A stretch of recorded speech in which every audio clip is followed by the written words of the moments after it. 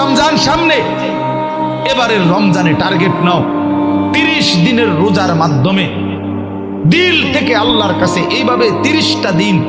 হাতে গুনে তুমি আল্লাহর সাথে ওয়াদাবদ্ধ হও যে আল্লাহ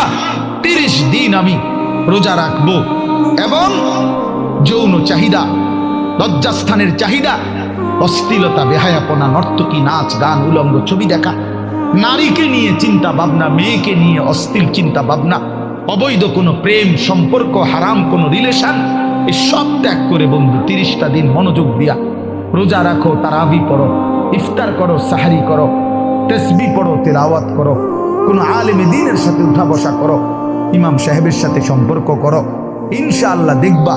আল্লাহ চাহে তো 30 দিনের মাথায় আল্লাহ বলেন লাআল্লাকুম তাত্তাকুন, আমি আল্লাহ ওয়াদা দিলাম মোমেন তোকে মুত্তাকি বানিয়ে দেব।